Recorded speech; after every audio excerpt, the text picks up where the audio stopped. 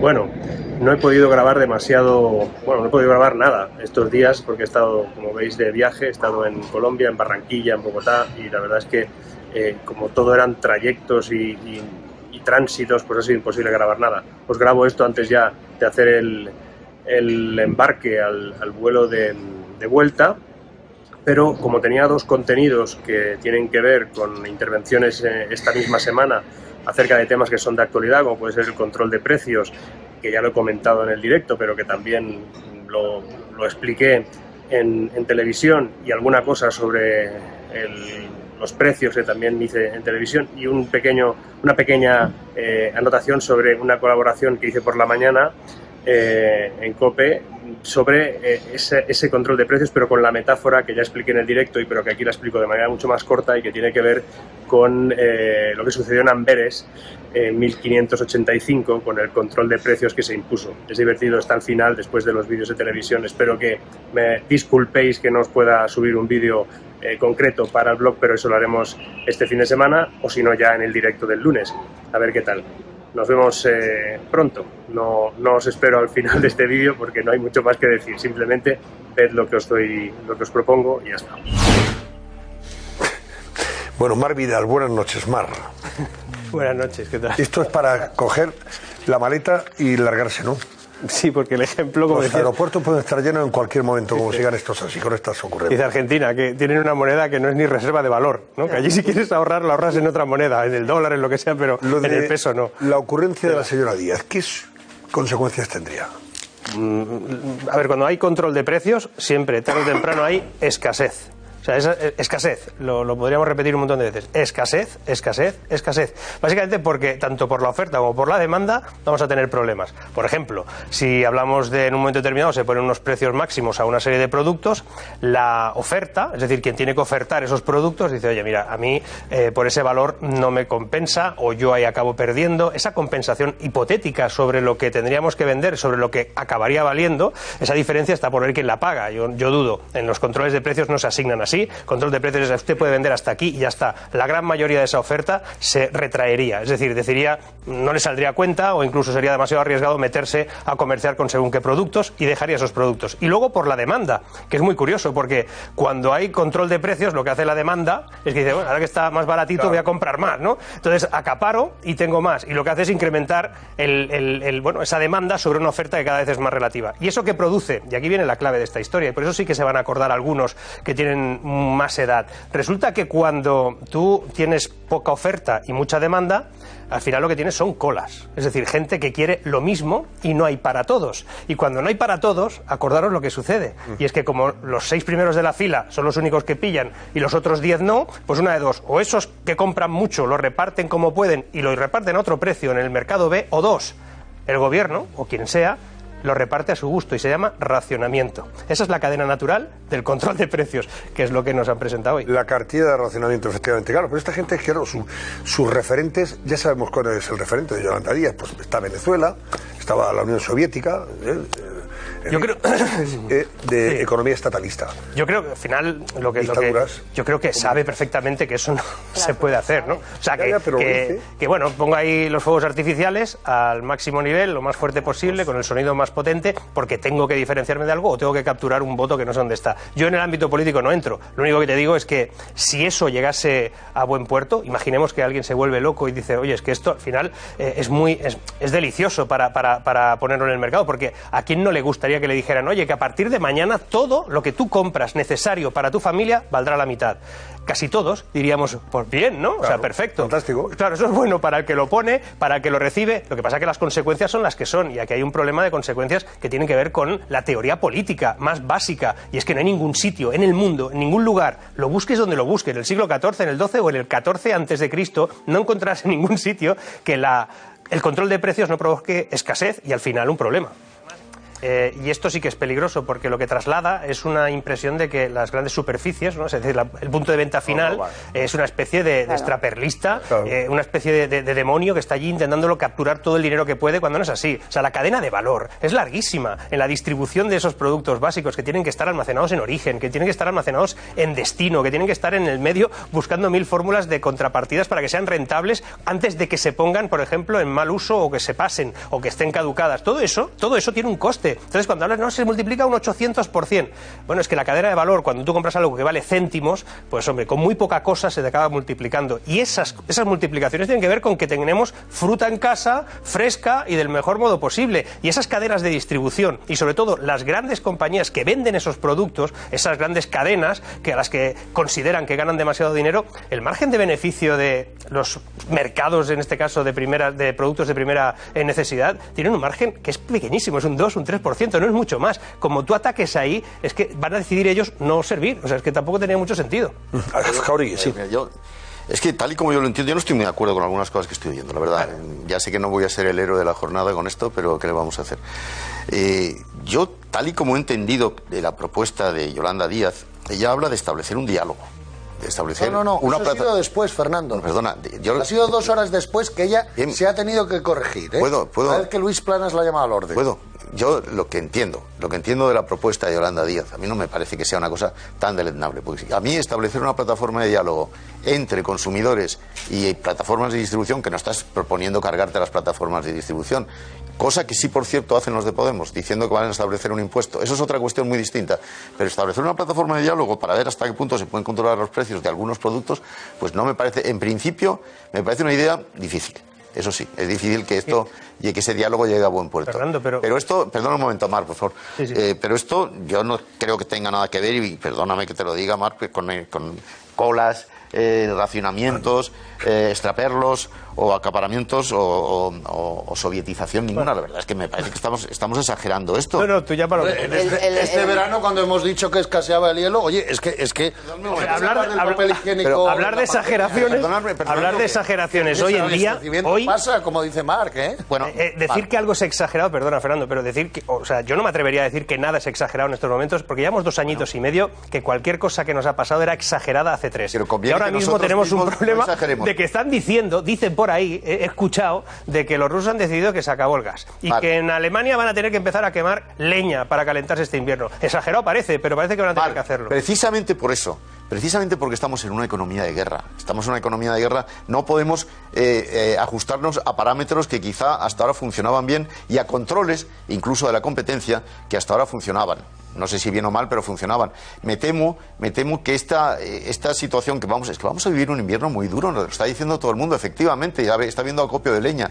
Vamos a vivir un invierno muy duro, la guerra va a seguir cada vez más dura, porque el invierno en Ucrania ya sabemos cómo es la cosa, y bueno, de alguna manera algo tenemos que empezar a prever, algo nuevo tenemos que empezar a prever. A ver, cuando yo he puesto el ejemplo de las colas, no me refería a colas así como las hemos visualizado toda la vida. Estoy hablando de que cuando escasea algo y hay más demanda que oferta, pues hay que, de alguna manera, alguien se queda sin ese producto o hay que racionalizarlo.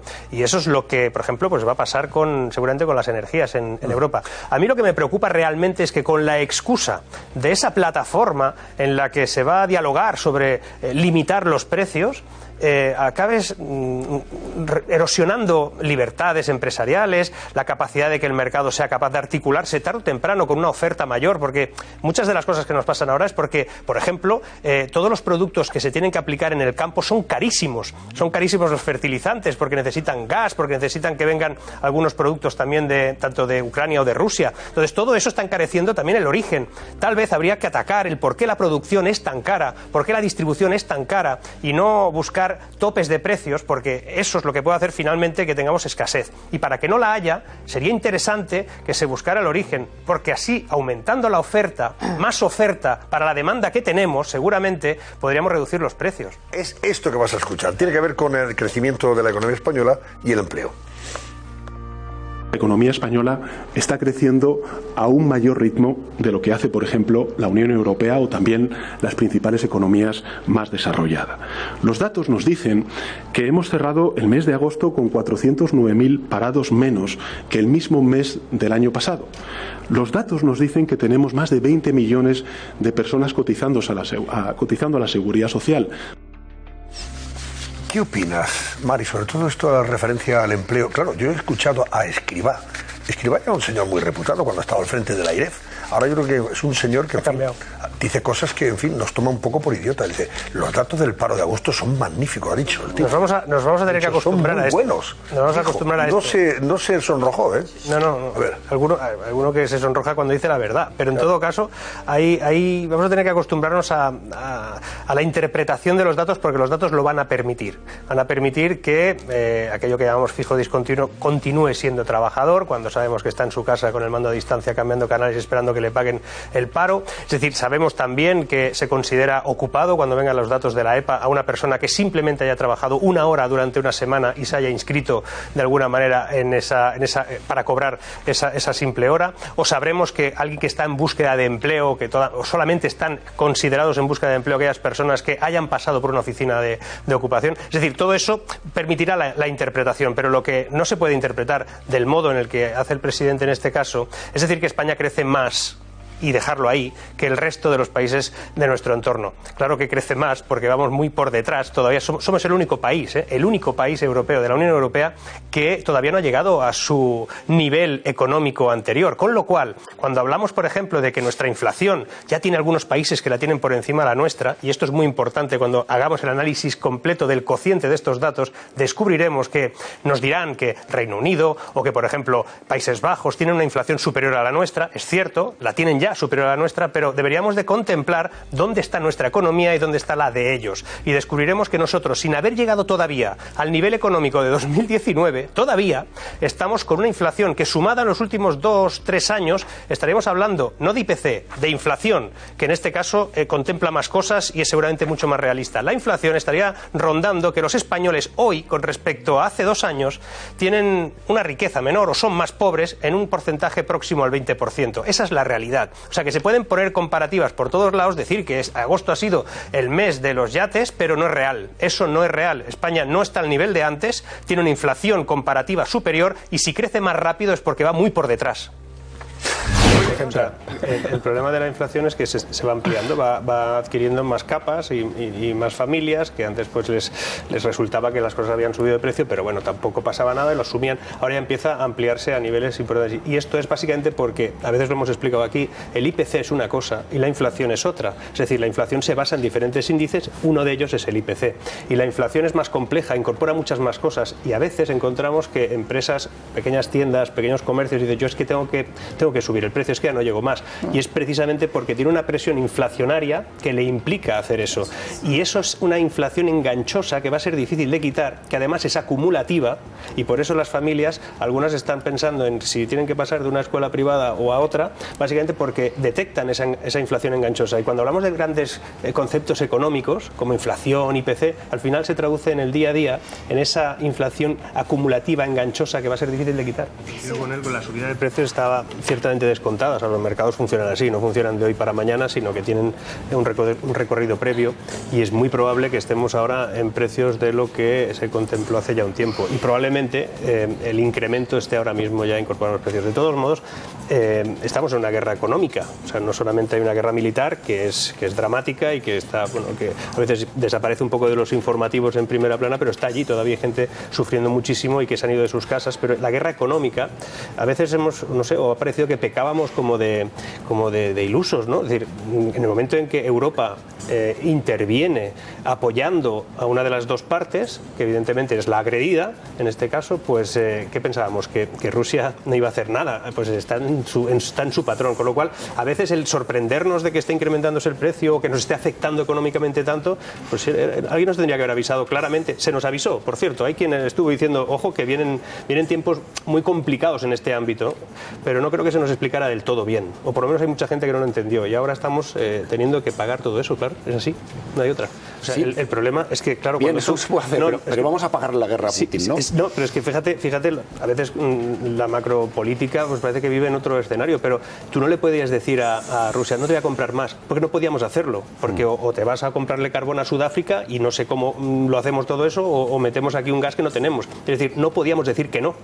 No podemos dejar de comprarle gas a Rusia. Eso es así. Financiándole crímenes de lesa humanidad. Pero es que el problema es que no había otra fórmula, porque el otro era apagar la energía en Europa. Entonces, eso es lo que nos ha explicado bien. Eso es lo que nos ha dicho bien. Señores, vamos a seguir comprándole gas a Rusia. Vamos a tardar un tiempo en no hacerlo, pero esto es así. Y esa es la realidad. ¿Sabes? Lo que es muy difícil es sorber y soplar. Todos queríamos, había que entrar en guerra, era muy importante y había que hacerlo y tal.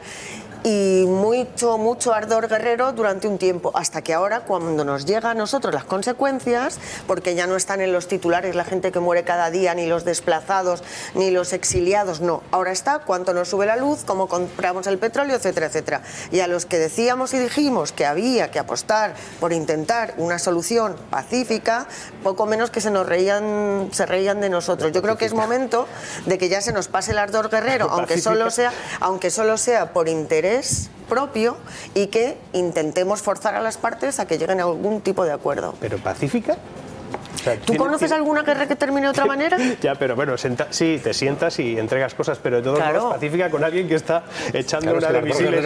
Sí, bueno, no sé, pacífica. pues entonces seguimos hasta que muera el último ruso o el último ucraniano. Una cosa es que no podamos quitar el gas de golpe y otra es que vivamos en el mundo de Disney. O sea, que... Ya, oye, pues Putin, fíjate, perdona, que tenemos el mundo que parar. de Disney, pues ahora nos reímos y nos parece fatal que nos suban la luz, y ahora decimos, es que fíjate, claro, las guerras, pues ya verás cuando nos corten de verdad el suministro. Pues entonces, Alejandro, Para que todos nuestros oyentes puedan ver claramente qué pasa cuando controlas precios, nos vamos a ir en un momento y muy rápido a la Bélgica de 1585, si se le puede decir Bélgica. Aquel año las tropas del duque de Parma sitiaban la ciudad de Amberes. Durante el asedio, los alimentos allí escasearon, obviamente, y subieron de precio porque estaban sitiados. Los gobernantes de aquella ciudad decretaron un tope de precios a los productos más básicos y así podían evitar las revueltas. ¿Sabes qué pasó? Pasaron dos cosas. Una, que la oferta desapareció, pues los barcos que corrían riesgos de ser hundidos por saltarse el sitio y servir alimentos a la ciudad, pues dejaron de ser rentables, sobre todo a través de ese riesgo. Y dijeron, oye, ¿sabes qué? Yo no vendo nada. Y dos, que bajar los precios hizo que la gente acaparara todo lo que podía lo más rápido posible. Y el resultado no podía ser otro, que el 17 de agosto de 1585 la ciudad se rendía.